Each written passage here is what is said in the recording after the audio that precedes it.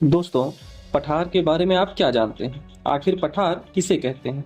दरअसल पठार आमतौर पर समतल शीर्ष और ऊंचे टेबल लैंड जैसी आस्थाकृतियों या लैंड फॉर्म्स को कहते हैं, जो अपने आसपास के क्षेत्रों से कम एक और तेजी से उभरी हुई होती हैं, जैसे कि भारत का प्रायद्वीपीय पठार। आज का ये सेशन भारत के प्रायद्वीपीय पठार के बारे में है, तो आइए बिना किसी देरी के इस सेशन की शुरुआत करते हैं।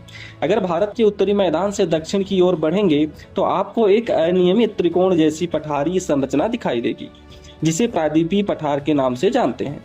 प्रायद्वीपीय पठार एक सतत पठार न होकर बहुत सारे छोटे पठारों और पहाड़ी श्रृंखलाओं का समूह है। यह समूह उत्तर पश्चिम में अरावली पर्वतमाला का ही विस्तार माने जाने वाले दिल्ली रिज और पूर्व में राजमहल पहाड़ियां, पश्चिम में गिर रेंज और साउथ में कार्डेमम हिल्स तक फैला है। उत्तर पूर्व में स्थित शिलोंग और कार्बी आंगलोंग पठार को भी इसी का विस्तार मानते हैं।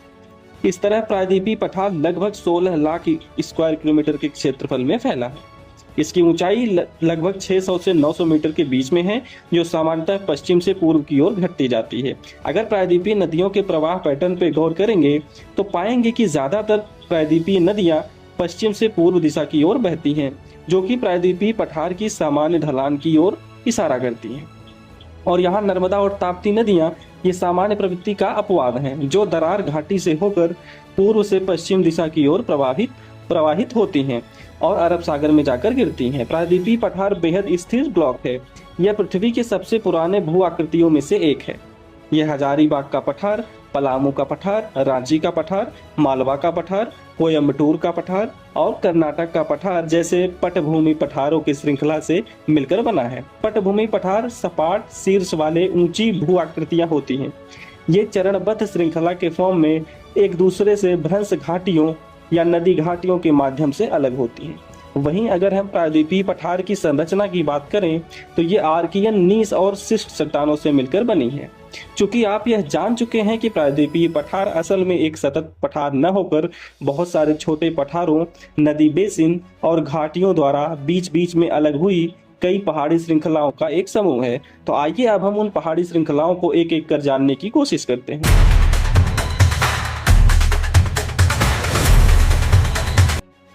इसमें सबसे पहला है मारवाड़ या मेवाड़ का पठार, जो पूर्वी राजस्थान में स्थित है। यहाँ आपकी जानकारी के लिए बता दें कि मारवाड़ का मैदान और मारवाड़ का पठार दोनों अलग अलग हैं। मारवाड़ का मैदान अरावली पर्वतमाला के पश्चिम में है, जबकि मारवाड़ का पठार अरावली पर्वतमाला के पूर्व में स्थित है। मारवाड़ पठार की समुद्र तल से औसत ऊंचाई 250 से 500 मीटर तक है। वहीं इसकी ढलान आमतौर पर पूर्व की ओर देखी गई है।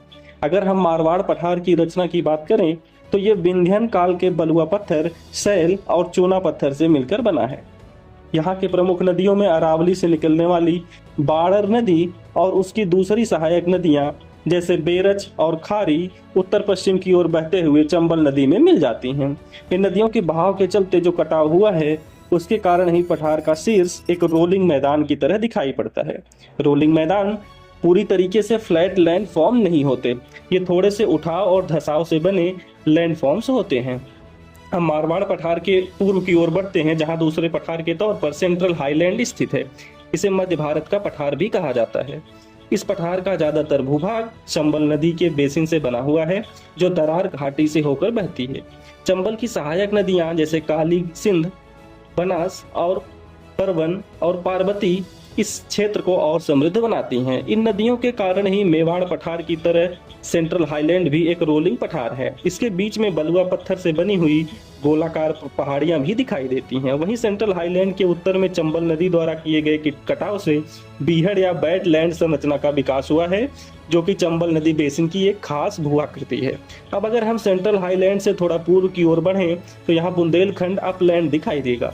इस अपलैंड के उत्तर में यमुना नदी, पश्चिम में मध्य भारत का पठार, पूर्व और दक्षिण पूर्व में विंध्यन रेंज और दक्षिण में मालवार का पठार। बुंदेलखंड अपलैंड का उत्तर प्रदेश और मध्य प्रदेश दोनों में ही लगभग बराबर विस्तार है।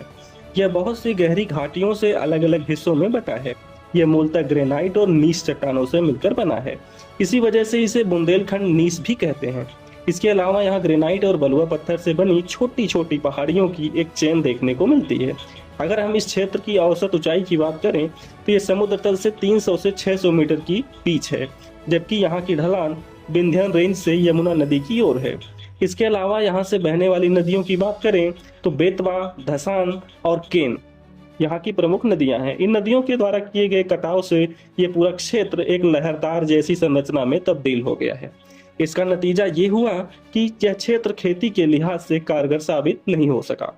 बुंदेलखंड के बाद अगर हम मालवा पठार की ओर बढ़ेंगे तो पाएंगे कि ये दक्षिण से विंध्यन पहाड़ियां, पश्चिम में अरावली पर्वत श्रृंखला, उत्तर में मध्य भारत के पठार और पूर्व में बुंदेलखंड के बीच स्थित एक त्रिकोणीय पठार है। इसका विकास ज्वालामुखी से निकले लावा से हुआ है। इसका ढलान सामान्य तौर पर उत्तर की तरफ है, जहां इसकी समुद्र तल से औसत ऊंचाई 600 मीटर है। वहीं ढलान की वजह से यह उत्तर में घटकर 500 मीटर रह जाती है। अब पठार के अफवाह पैटर्न पर गौर करें तो यहाँ मूलतः दो तरह के अफवाह तंत्र मौजूद हैं। एक नर्मदा, तापी और माही नदियों से बना है, जिसका निकास अरब सागर की तरफ है।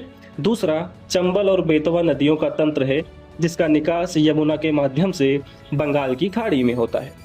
इस पठार के उत्तरी क्षेत्र में चंबल के बीहड़ों का विस्तार है, जो कि उसकी दाहिनी तट की सहायक नदियों जैसे काली, सिंध और पार्वती द्वारा विच्छेदित भी हैं। मालवा पठार के बाद अब मध्य भारत में स्थित बैकाल रेंज के पूर्व की ओर बढ़ते हैं, जहां बघेल खंड का पठार है। बघेल खंड की उत्तरी सीमा का विस्तार सोन नदी तक है। सोन नदी प्रणाली बघेल खंड के उत्तरी अपवाह तंत्र का निर्माण करती है, जबकि दक्षिण में महानदी प्रणाली के अपवाह तंत्र का विकास है। इस तरह पठार के बीच का भाग वाटर डिवाइडिंग का काम करता है। अगर इसकी ऊंचाई की बात करें तो बघेल खंड पठार की सामान्य ऊंचाई 150 मीटर से 1200 मीटर तक के बीच है। इससे यहाँ की सतह का उभार बेहद असमान है। उभार के साथ साथ इसकी संरचना भी समान नहीं है। इस पठार का पश्चिमी भाग चूना पत्थर और बलुआ पत्थर से बना है, जबकि पूर्वी भाग ग्रेनाइट से। बघेलखंड पठार के पूर्व में छोटा नागपुर का पठार है। यह एक तरह से भारतीय प्रायद्वीप के उत्तर पूर्वी विस्तार को बताता है। छोटा नागपुर का पठार झारखंड के ज्यादातर हिस्से, छत्तीसगढ़ के उत्तरी भाग और पश्चिम बंगाल के कुछ हिस्सों में फैला है। इसकी औसत ऊंचाई समुद्र तल से महज 700 मीटर है और यह मुख्यतः गोंडवाना चट्टानों से बना है। इस पठार में अलग अलग दिशाओं से दामोदर, स्वर्णरेखा, उत्तरी कोयल, दक्षिणी कोयल और बराकर जैसी बहुत सी नदियां और धाराएं बहती हैं। इससे यहाँ पर बड़े पैमाने पर जल निकासी घाटियां विकसित हुई हैं। इन घाटियों में नदियों के द्वारा बनाया हुआ रेडियल ड्रेनेज पैटर्न का विकास हुआ है। इस क्षेत्र की सबसे अनूठी विशेषता यहाँ का गोंडवाना कोयला क्षेत्र है, जो भारत को बड़े पैमाने पर कोयले की आपूर्ति करता है। यहाँ के प्रमुख दामोदर नदी इस क्षेत्र के लगभग 20 से एक दरार घाटी के सहारे पश्चिम से पूर्व की ओर बहती हैं। दामोदर नदी घाटी के उत्तर में स्थित हजारीबाग का पठार कहते हैं। इसकी समुद्र तल से औसत ऊंचाई 600 मीटर है, पर इस पठार के पूर्वी हिस्से में स्थित पारसनाथ पहाड़ी 1300 मीटर से भी ज्यादा ऊंचा है। इसके अलावा इस क्षेत्र में बहुत सी अलग अलग पहाड़ियां मौजूद हैं। नदियों द्वारा बड़े पैमाने पर कटाव की वजह से इस क्षेत्र में पैनी प्लेन यानी समतल मैदान का विकास हुआ है। दामोदर नदी घाटी के दक्षिण में स्थित हिस्से को रांची का पठार कहते हैं। इस पठारी क्षेत्र में जगह जगह पर मोनार्ड मॉन्क्स या शंक्वाकार पहाड़ियां पाई जाती हैं। मोनार्ड मॉन्क्स कटाव रोधी चट्टानों मिलकर बने वे अलग अलग पहाड़ियां, जो एक पैनी प्लेन में भारी कटाव के बाद अपने आसपास के लेवल से अकेले ऊंचे दिखाई देते हैं। छोटा नागपुर पठार के उत्तर पूर्वी किनारे पर बैसाल्टिक लावा प्रवाह से बने राजमहल हिल्स स्थित हैं। यहाँ इन हिल्स का विस्तार उत्तर दक्षिण दिशा की तरफ है, जबकि इनकी औसत ऊंचाई 400 मीटर के आसपास है। राजमहल पहाड़ियों के आगे पूर्व में एक आयताकार ब्लॉक की तरह मेघालय या फिर शिलोंग का पठार स्थित है, जो प्रायद्वीपीय पठार का ही विस्तार है। गारो राजमहल गैप इसे प्रायद्वीपीय पठार के मुख्य ब्लॉक से अलग करता है।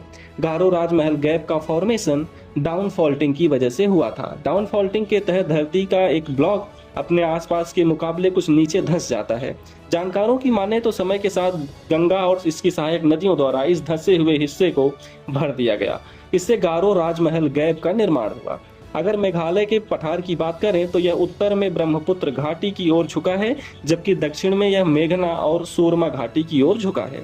वहीं इसकी पश्चिमी सीमा कमोवेश बांग्लादेश की सीमा से लगती है।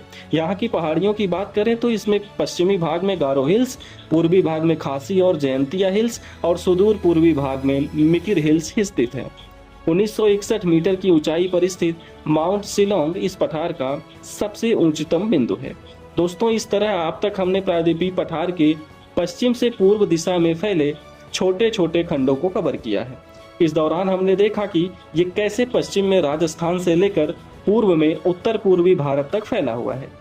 अब हम थोड़ा दक्षिण दिशा की ओर अगर बढ़ें, जहां प्रायद्वीपीय पठार का बाकी हिस्सा दक्कन का पठार हमारा इंतजार कर रहा है। दक्कन का पठार त्रिकोणीय आकार लिए लगभग 5 लाख स्क्वायर किलोमीटर में फैला है। यह उत्तर पश्चिम की ओर सतपुड़ा और विंध्यन रेंज, उत्तर में महादेव और बैकाल रेंज, पश्चिम में पश्चिमी घाट और पूर्व में पूर्वी घाट से घिरा हुआ है। इसकी सामान्य ऊंचाई दक्षिण से उत्तर की तरफ घटती जाती है। दक्षिण में इसकी ऊंचाई तकरीबन 1000 मीटर तक है, वहीं उत्तर में यह गिरकर 500 मीटर तक रह जाती है।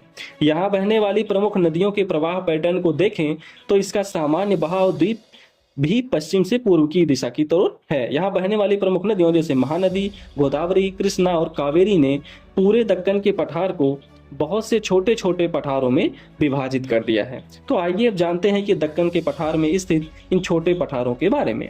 इसकी शुरुआत महाराष्ट्र के पठार से करते हैं। महाराष्ट्र के पठार का फैलाव ज्यादातर महाराष्ट्र राज्य में ही है। ये दक्कन के पठार के उत्तरी भाग को डिफाइन करता है। इसका तकरीबन पूरा क्षेत्र ज्वालामुखीय लावा के बेसाल्टिक चट्टानों से मिलकर बना है। दक्कन ट्रैप का ज्यादातर क्षेत्र दक्कन के पठार के इसी हिस्से में देखने को मिलता है। दक्कन ट्रैप भारत के प्रायद्वीपीय पठार के उस बड़े से हिस्से को कहते हैं जिसकी उत्पत्ति आज से लाखों साल पहले क्रेटेशियस काल के आखिर में शांत ज्वालामुखीय विस्फोट से हुई थी। इसी के चलते यह पूरा क्षेत्र लावा के बेसाल्टिक चट्टानों से परतों से बना है। इन्हीं बेसाल्टिक चट्टानों से अपक्षय से यहाँ काली कपासी मिट्टी का विकास हुआ, जिसे रेगुर कहते हैं। महाराष्ट्र पठार से थोड़ा दक्षिण की तरफ बढ़े तो आपको कर्नाटक या मैसूर का पठार देखने को मिलेगा। बड़े पैमाने पर अपक्षय और अक्षरण की वजह से इसका विकास एक रोलिंग पठार के तौर पे हुआ है। इसकी औसत ऊंचाई 600 से 900 मीटर के बीच है। पश्चिमी घाट से निकलने वाली बहुत सी नदियां कर्नाटक के पठार को जगह जगह से अलग करती हैं। तुंगभद्रा और कावेरी जैसी प्रमुख प्रायद्वीपीय नदियों का प्रवाह भी इसी पठारी क्षेत्र में है। स्थलाकृति विविधता की वजह से ही कर्नाटक पठार को 2 हिस्सों में विभाजित किया गया है। इसमें पहला है मलनाड। कन्नड़ भाषा में इसका मतलब होता है पहाड़ी देश। ये एक क्षेत्र गहरी घाटी और पहाड़ियों के द्वारा कई टुकड़ों में बटा हुआ है। वहीं इसके दूसरे हिस्से को मैदान कहते हैं, जो कि एक रोलिंग मैदान है। यह कम ऊंचाई की ग्रेनाइट पहाड़ियां देखने को मिलती हैं। कर्नाटक पठार पश्चिमी और पूर्वी घाट की वजह से दोनों ओर से सिकुड़ा हुआ है और आखिर में नीलगिरी हिल्स से जाकर यह मिल गया है। कर्नाटक पठार के पूर्व में तेलंगाना पठार स्थित है। ये आर्कियन नीस और धारवाड़ क्रम की चट्टानों से बना है। हालांकि यहाँ स्थित प्रसिद्ध गोदावरी घाटी, जो अपने कोल फील्ड्स के लिए भी जानी जाती है, वहाँ गोंडवाना क्रम की चट्टानें भी देखने को मिलती हैं। इसी तरह 2 अलग अलग रॉक सिस्टम से बने होने के कारण यह क्षेत्र खनिजों से भरा पूरा है। अगर तेलंगाना पठार की ऊंचाई की बात करें तो इसकी औसत ऊंचाई 500 से 600 मीटर के बीच पाई जाती है और इसका दक्षिणी भाग इसके उत्तरी भाग के मुकाबले ज्यादा ऊंचा है। गोदावरी, कृष्णा और पेन्नार इस क्षेत्र से अपवाहित होने वाली 3 प्रमुख नदियां हैं।